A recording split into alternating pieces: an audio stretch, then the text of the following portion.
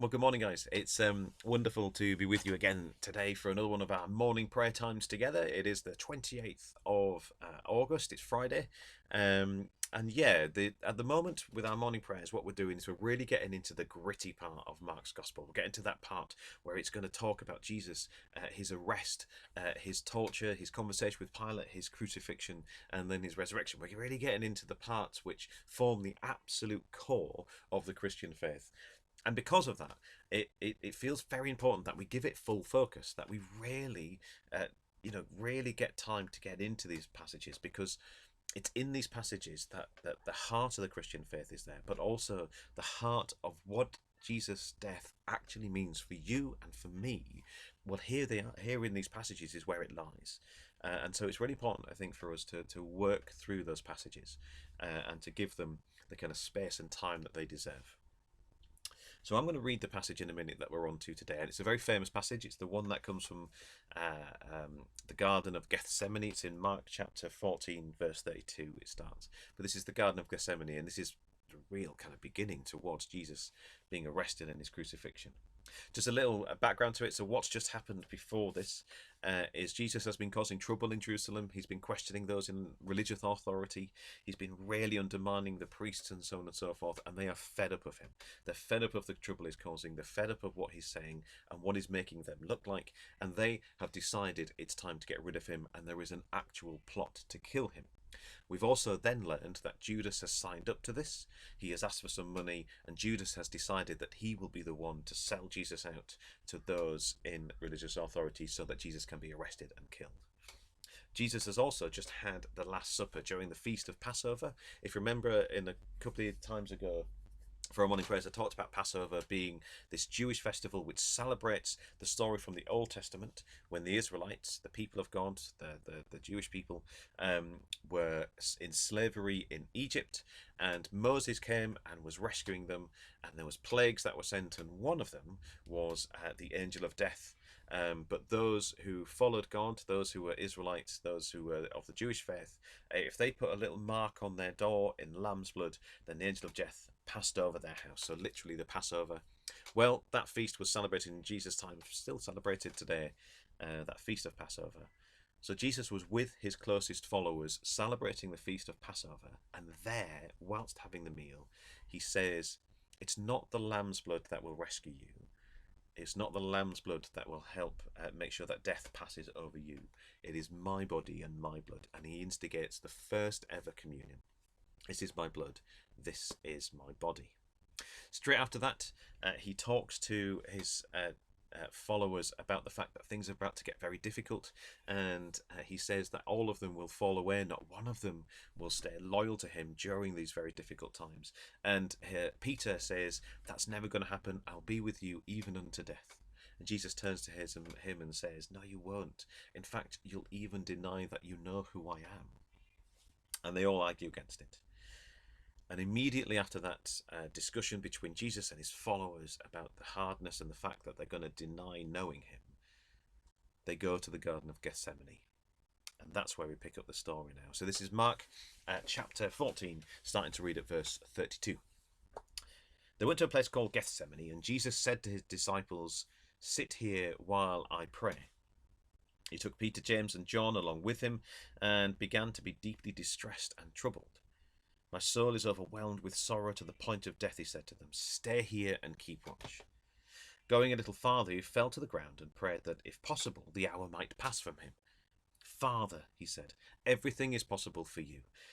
Take this cup from me, yet not my will, but what you will.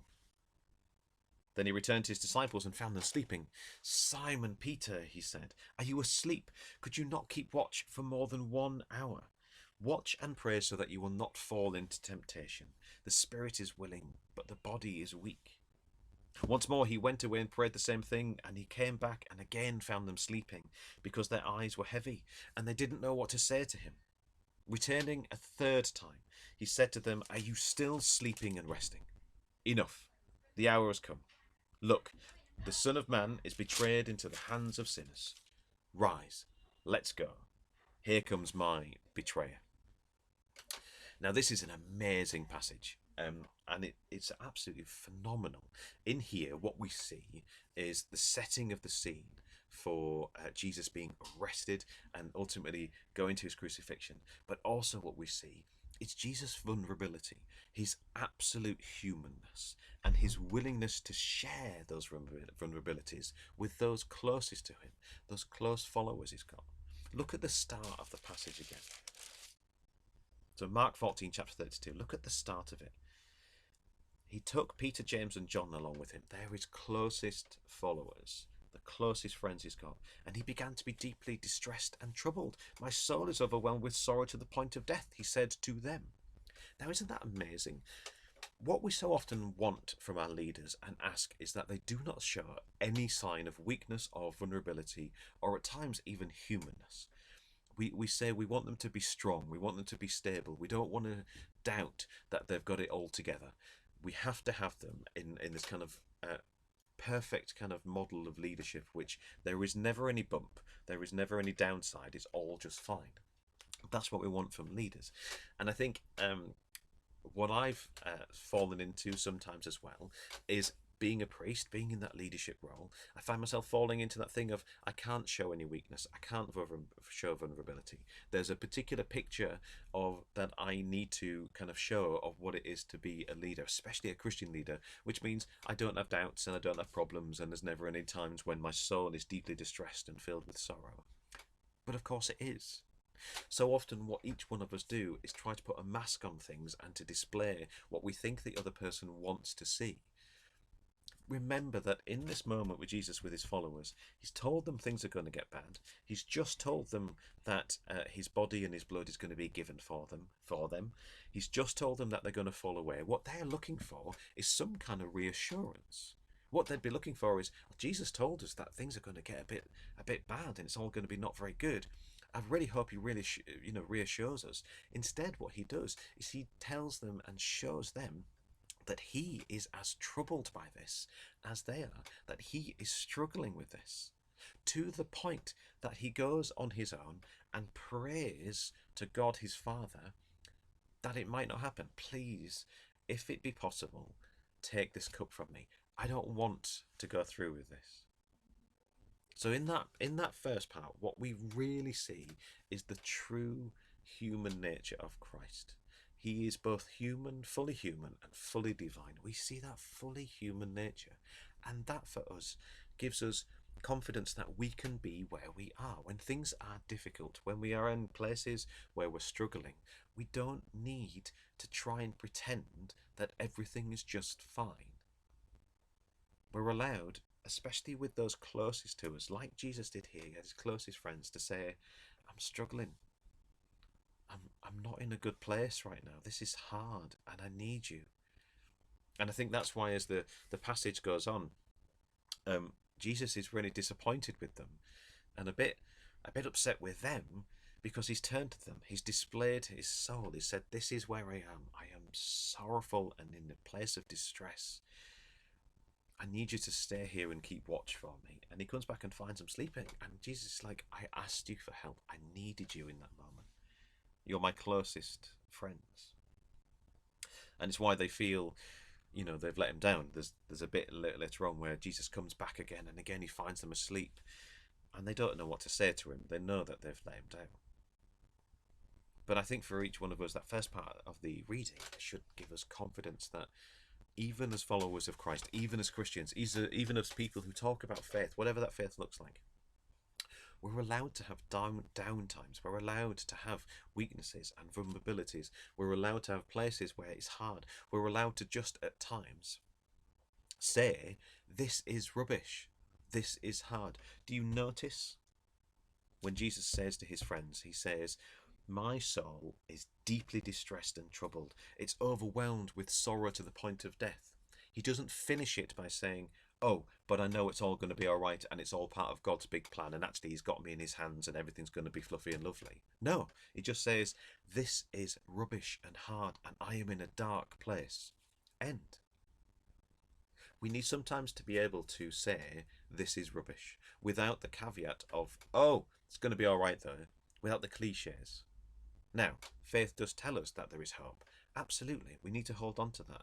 But part of holding on to hope is the kind of acceptance and the kind of knowledge of where we are. And if that place is a dark place, we say we're in a dark place. So that first bit I think is crucial for us. But also what it does is it makes us be able to resonate with Christ all the more. He understands what it is to despair because he's been there himself. Now what we see as the story carries on is Jesus praying to God and having a conversation with him. This is hard. I don't really want to go through this. If it's possible, take it from me. And again, I think all of us can pray those prayers.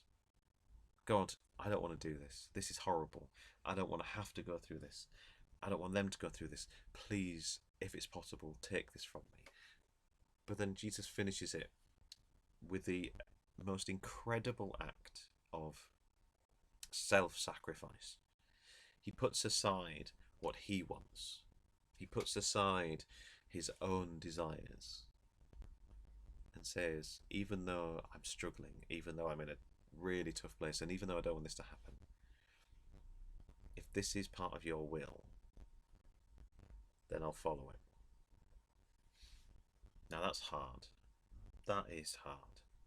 And what Jesus knows is that he's about to be arrested, and the path that's been set for him is one that leads to his death. Now that's not going to be the same for all of us, but there are times when we're going to have to walk a difficult and hard path, following God, sacrificing our own wants and desires to follow him. What happens afterwards is Jesus gets arrested, and so the journey towards his death has properly begun, and we're going to pick that up on Monday. We've got our service on Sunday morning, online service here on Sunday morning, 10:15, so it'd be good to see you then.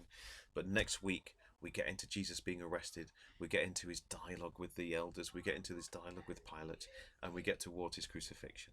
So I invite you to continue to look through these passages once more, get through Mark, get through these bits, and listen for what God is saying to you through these.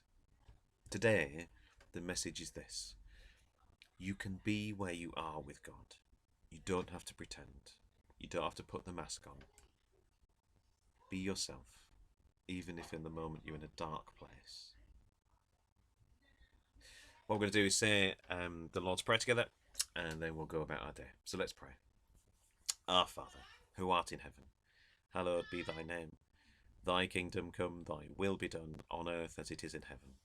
Give us this day our daily bread, and forgive us our trespasses, as we forgive those who trespass against us. And lead us not into temptation, but deliver us from evil. For thine is the kingdom, the power, and the glory, forever and ever. Amen. Been really good to be with you guys. Sorry about the noise in the background. The family's kind of all around in a bit, so it's just the way it is, really, I guess. But it's not a bad thing. But you guys take care of yourselves, stay safe, and I'll see you again for morning prayer on Monday. But before then, we've got the online service here on Sunday. So you guys stay safe, be at peace, and may God be with you. Take care.